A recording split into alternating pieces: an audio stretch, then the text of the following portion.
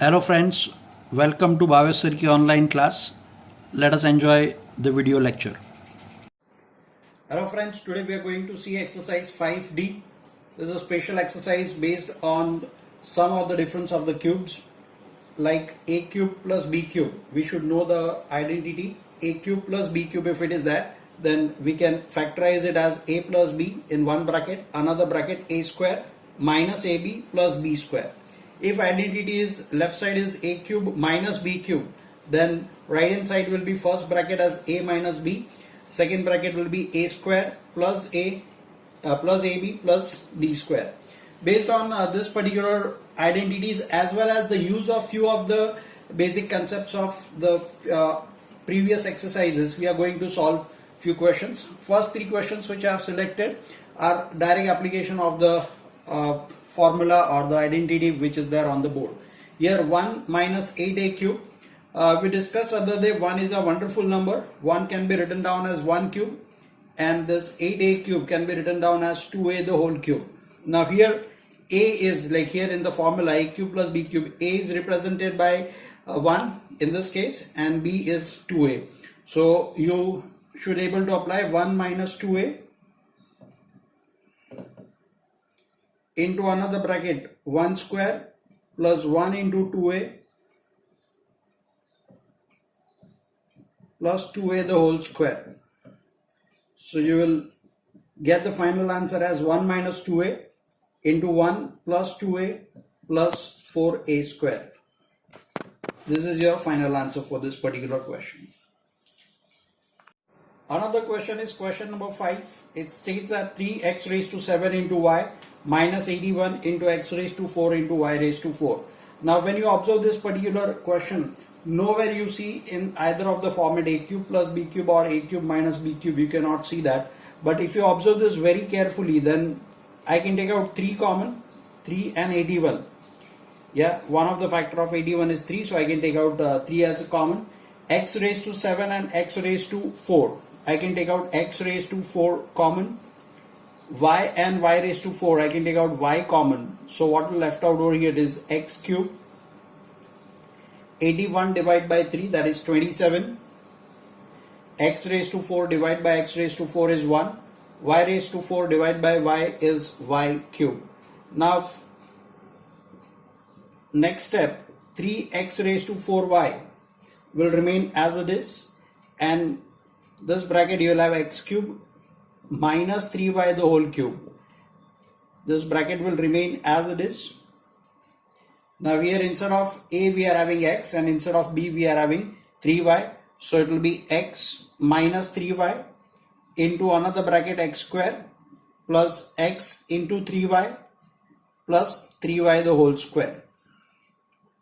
So your final answer will look like this: 3x raised to 4 into y, x minus 3y into another bracket x square plus 3xy plus 9y square. This is your final answer. So the key point in this particular question was taking out certain number common and making the rest of the numbers as either sum of the cubes or difference of the cubes. Next question what I am going to deal is not difficult one but little different. It is a cube minus 0.0064, sorry 0.064. What I am going to observe this as, this I am going to write down instead of decimal number I am writing as a decimal fraction.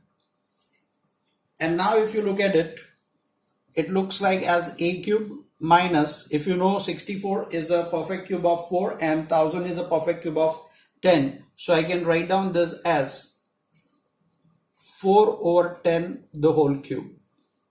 Now first bracket will be a minus 4 upon 10, a minus b. Another will be a plus, sorry, a square plus a into 4 upon 10 plus 4 upon 10 the whole square. So this will be a minus 4 upon 10. This will be a square upon 4a upon 10. Sorry, a square plus 4a upon 10, and this will be 16 upon 100. As the question contained decimal number, so what I'm going to do is writing final answer in the form of a decimal. So a minus 0.4 into a square minus 0.4a plus 0. Here it will be plus, I'm sorry, 0.16. This is your final answer.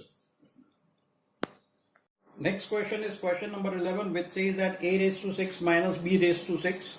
And let me tell you, this apparently very difficult, a raised to 6, b raised to 6. So what I'm going to do is I'm going to apply certain rules. If you remember the laws of indices, if it is x raised to m whole raised to n, then it is x raised to m into n. What I mean to say is, suppose I'm having y raised to 6, then I can write it down as y cube the whole square, or I can write it down as y square the whole cube. Either of the thing, using the law of indices which we have studied from grade 7. So here, instead of writing a raised to 6, either way I can write it down.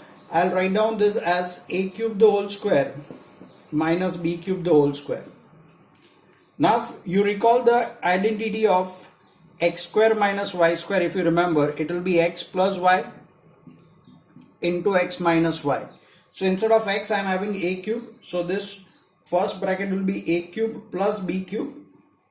Another bracket will be a cube minus b cube. So your a raised to 6 minus b raised to 6 has split it up like this. But as I know, we have written down the identity at the top. This particular bracket will be further factorized. This particular bracket also will be further factorized. First bracket can be factorized as a plus b into a square minus ab plus b square. Second bracket can be factorized, this bracket can be factorized as a minus b into a square plus ab plus b square. This is your final answer. Next question what we are going to see is question 12. It seems like a raised to 6 minus 7a cube minus 8. And let me tell you, it's a mixture of two types of questions. Exercise second what we did, that was 5b. If you remember, you are splitting up the middle term. So we are going to make use of that particular thing. Before that, I would do one thing as substituting a cube. Substituting a cube by x. Obviously, a raised to 6 will be equal to x square. Now if you look at this particular thing, it looks like x square minus 7x minus 8. If you remember, 8 has to be broken down into two parts such that the difference is 7. So that is 8 minus 1. So it will be x square minus 8x minus x minus 8. This will be x square minus 8x plus x minus 8. Fine. Negative into positive, negative, negative into negative, positive. Now if you remember, I have split up the middle term. I am having 4 terms. Sort of 4 terms. I am making one as a common here, x plus 1 common, x minus 8. X minus 8 into x plus 1. My dear friends, some of you will stop here stating or thinking that my answer is over. But remember, you made some substitution, so I have to do the resubstitution. So resubstituting x equal to x equal to a raised to cube. So a raised to 3, I mean to say, a cube minus 8, a cube plus 1, and this 8 can be written down as 2 cube. And as I told you, 1 is a wonderful number. Fine, this will be splitted up into two brackets. This will be splitted up in two brackets. You know the identity very well. We did it. Now next what we are going to see is exercise 5e. It is actually a mixture of so many exercises, 5a, 5b, 5c and 5d. All will be mixed up and taken into exercise 5e. Let us move to exercise 5e. We are going to see a super special question from exercise 5e. Dear friends, it is x square plus a square plus 1 over a multiplied by x plus 1. Observe this very carefully. What I am doing is x square plus this entire one term, so I am writing it down in one bracket, a square plus a square over a plus 1 over a x. I would just like to remind you what I have done. I will just explain you and you should remember that if it is 2 plus 3 over 7, it is actually 2 over 7 plus 3 over 7, right?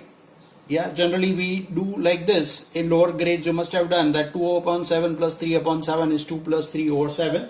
We are applying the reverse of that particular thing. So here a square plus 1 whole over a has been broken down as a square over a plus 1 over a into x plus 1, which will fetch us a square plus bracket open a plus 1 into x, 1 over a into x plus 1, x square plus a into x is ax, 1 upon a into x is x over a plus 1. Now here are 4 terms. From first 2 terms I can take out x common, so it is x plus a plus x over a plus something very interesting, 1. As I told you, a very wonderful number. I am writing 1 as a upon a. Just understand this very well. A upon a is 1. Now my first bracket, this much part remains unchanged, that is x into bracket x plus a plus, from these 2 terms, last 2 terms, I am taking out 1 over a common. 1 over a common, so what is I am left out is x plus a. Remember, denominator का a बाहर निकला है, numerator का a वैसे ही रहेगा. Few of you write down here as 1. No, it is not 1. We have taken out only the denominator का a as common. Now, if you understand this, x plus a will be common. Another bracket x plus 1 upon a. This is your final answer. Now moving on to exercise 5e, we shall see 2 questions, questions 5 as well as question 6.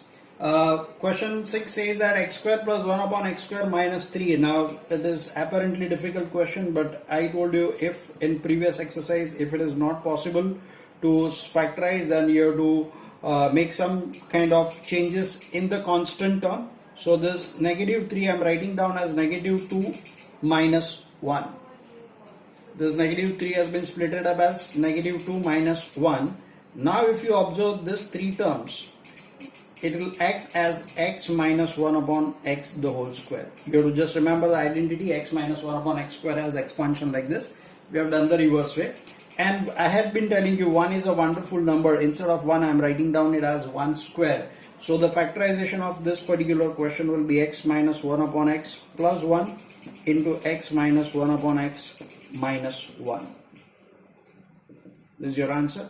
The key or the speciality of this particular question was splitting up that particular negative 3. Here splitting up is not splitting up the middle term, but splitting up the constant term, and that constant term sometimes instead of splitting we do add or subtract sometimes. We have already seen in few of the questions. One more question we shall see over here is 4x raised to 4 plus 9y raised to 4 plus 11x square y square. Now observe this very carefully what I am going to do. Like in previous step or previous question I have split up the constant term. Here I am making some changes with the constant term. I am adding x square y square as well as I am subtracting x square y square. What I have done, you see, first term, second term, third term, these 2 terms are put up by myself, and if you sum up them then it has become 0. Such kind of questions we had seen earlier. Why I need to do such kind of things, I have to understand. If you add up this particular 2 terms, observe this, what happens to those 2 terms, that they will form 12x square y square, and here is 2x square the whole square plus 3y square the whole square. 2x square the whole square instead of this. You can observe that very carefully. And now if you observe this part carefully, what happens is it is nothing else but 2x square plus 3y square the whole square. And you may be thinking, sir has missed out this. Yes, I have not missed out. I will write down this as x minus y the whole square. 11x square y square plus 1x square y square has become 12x square y square. That x square y square is written down as xy into or whole raised to 2. This has become a square of binomial. This is xy the whole square, right? Now it is in the form of a square minus b square. So what will happen? You observe that carefully. 2x square plus 3y square minus xy 2x square plus 3y square minus xy. This is your final answer. So I will remind, whenever such kind of thing is there, you have to be very careful. There were three terms. Generally three terms, we can split up the middle term. Generally I said, but sometimes it may not happen. So you have to do little jugglery with the last term. Here we split it up, -3 as -2 and -1. Here we added x square y square and subtracted x square y square. We shall take one more question from exercise 5E, which is again a little trickier. Let's go to the next question. Question 11 from exercise 5E, x raised to 4 plus y raised to 4 minus 3x square y square. I am repeating the concept what we did in previous two questions. X raised to 4 plus y raised to 4 minus 2x square y square minus x square y square. This 3x square y square has been split up like this, due to which this first three terms will make the square of x square minus y square, if you know the identity. And this x square y square can be written down as xy the whole square. Now you can apply the identity. X square a square minus b square is a plus b into a minus b. So this particular expression will split up like this. That ends your exercise 5E. We shall see new chapter in the new lecture.